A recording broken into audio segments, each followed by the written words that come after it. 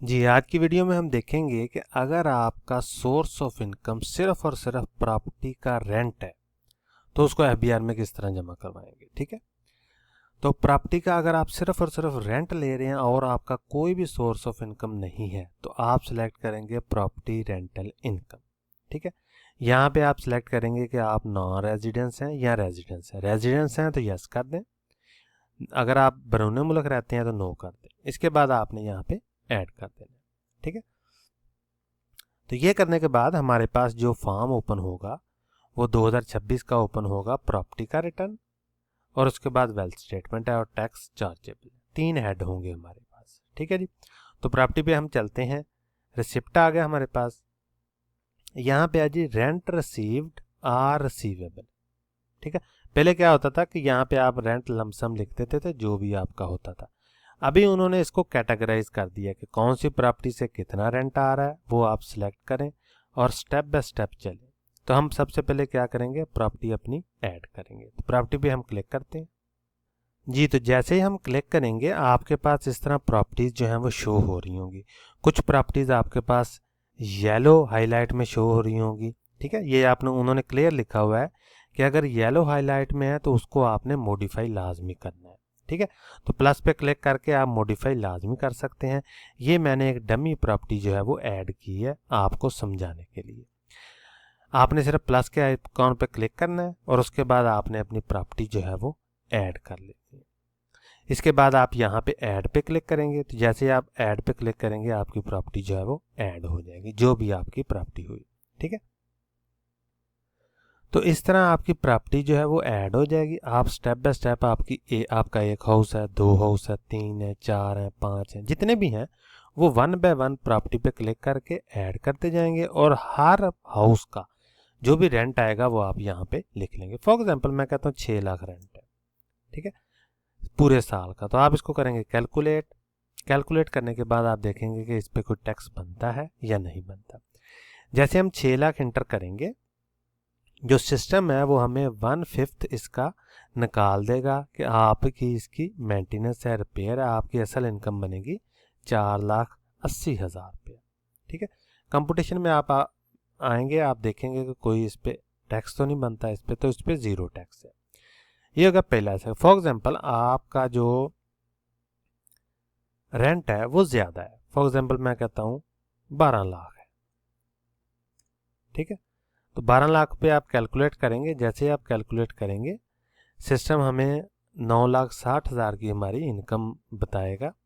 उसको हम देखेंगे कंप्यूटेशन पे इसके कोई टैक्स तो नहीं बनता, तो इस पे ये देखें नॉर्मल टैक्स 54,000 रुपया बनेगा, जो कि यहाँ से आप प्रीपेड पे क्लिक करेंगे और 54,000 पे करेंगे तो उसके बाद ही सिस्टम आपको आगे जाने देगा। ठीक है, तो हम सेलेक्ट करते हैं। फॉर एग्जांपल हमारे पास जो टैक्स है, जो रेंट आया है वो 6 लाख का आया है। ठीक है, ये मैंने आपको समझाने के लिए, आपके पास जितना भी आएगा वो आपने यहाँ पे लिख देना है। तो प्रॉपर्टी वाले सेक्शन में के हेड में हमने इस तरह फिल कर लेना है डाटा जो भी आपके पास हुआ। ठीक है, टैक्स डिटेक्शन आ गया। ठीक है, इसके बाद आपने आना है जी टैक्स चार्जेबल और पेमेंट्स, अलाउंस, रिडक्शन, ये कोई भी हुई आपके पास ऑप्शन है आप इसमें ऐड कर सकते हैं। विद होल्डिंग टैक्स है इसमें, एडजस्टेबल टैक्सेस हैं, फाइनल टैक्सेस हैं, मिनिमम टैक्सेस हैं, एवरेज टैक्सेस हैं। ठीक है, तो यूजुअली अगर आपने उस साल जो प्रॉपर्टी का रेंट आया है उससे कोई भी आपने फॉर एग्जांपल परचेजिंग की है, कोई मोटर बाइक परचेज की है, ठीक है, या आपने कुछ भी किया है तो वो आप यहाँ से, अगर आपका एडजस्टेबल टैक्स पहले से कटा हुआ है तो वो आप यहाँ पे लिख सकते हैं। यूजुअली सेल फोन है, ठीक है, फॉर एग्जांपल आपके नाम पे सिम है तो आप उसको यहाँ पे ऐड कर लें, क्योंकि उस पर भी जो टैक्स करता है वो एडजस्टेबल होता है। यहाँ पे आप अपना नंबर लिख लें, मोबाइल नंबर, यहाँ से कंपनी का नाम लिख लें, जो भी आपकी कंपनी है। ठीक है, उसको ऐड करके उसका टोटल अमाउंट और टैक्स डिटेक्ट जितना हुआ है वो आप यहाँ पे ऐड कर सकते हैं। ठीक है, ये होगा। कंप्यूटेशन में आएंगे तो हम देखेंगे कि ये देखें इनकम फ्रॉम प्रॉपर्टी, यानी प्रॉपर्टी से हमारी जिनकी जितनी इनकम हुई है वो यहाँ पे आ गई है, टोटल इनकम आ गई है। टैक्स अगर हमने देखना तो हमारे पास कोई भी नहीं। ठीक है, तो प्रॉपर्टी का सिंपल यही हेड है, यानी प्रॉपर्टी का रेंट जितना आपका आया वो आपने यहाँ पे लिख देना है। ठीक है, अगर आपका रेंट जो है वो 12 लाख है या उससे ज़्यादा है तो आपको टैक्स भी पे करना पड़ेगा, ठीक है। उसके बाद टैक्स चार्जेबल में आए, विद होल्डिंग टैक्स में जाएं। अगर आपकी कोई भी पूरे साल में आपने ट्रांजैक्शन की है जिसमें एडजस्टेबल टैक्स आपका पहले से कटा हुआ है तो वो आप यहाँ पे ऐड कर सकते हैं और उसके बाद उसको क्लेम कर सकते हैं, ठीक है। कंप्यूटेशन में आए तो ये चीज़ें आपके पास आ जाएंगी। अभी हम चलते हैं जी, ये तो सोर्स हो गया हमारा प्रॉपर्टी का रेंट जो है। वेल्थ स्टेटमेंट में आएंगे। वेल्थ स्टेटमेंट में जब हम आएंगे तो देखेंगे कि पर्सनल एसेट को कैसे फिल करना है और नेट एसेट हमारे पास रिकंसाइल कैसे करना है, ठीक है।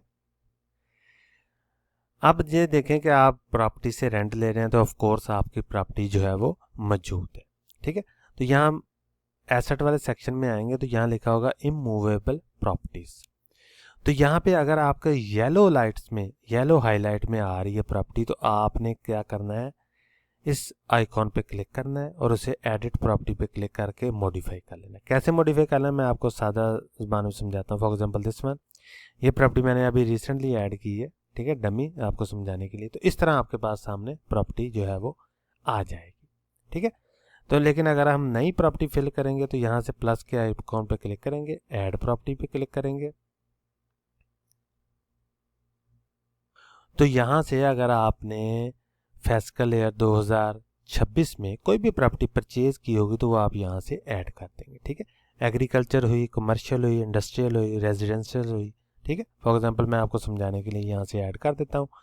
फॉर एग्जांपल आपने हाउस परचेज किया है तो ये पहला वाला ऑप्शन सेलेक्ट कर लेंगे। फार्म हाउस है तो ये कर लें, फ्लैट है, ओपन प्लाट है तो ये सिलेक्ट कर लें, ठीक है। और किस डेट को आपने परचेज किया वो आपने यहाँ से लिखना है लास्ट में, ठीक है। फॉर एग्जांपल मैं कहता हूँ नवंबर में हमने परचेज किया है 12 तारीख को। यहाँ हम सेलेक्ट कर लेंगे जी लैंड एरिया, ठीक है, किनाल में परचेज किया है आपने, स्क्वायर फिट में किया है, जो भी आपकी वैल्यू होगी वो आपने यहाँ पे लिखनी, मरले में परचेज किया है, ठीक है। यहाँ पे है जी कॉस्ट, यानी उसकी कॉस्ट कितनी आई है। फॉर एग्जांपल मैं कहता हूँ डमी समझाने के लिए आपको 6,000 रुपया, ठीक है।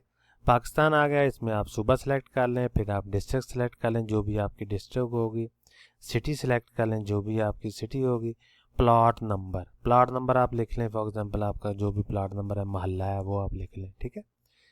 लिखेंगे, उसके बाद सेव करेंगे तो डाटा आपके पास सेव हो जाएगा, ठीक हो गया जी।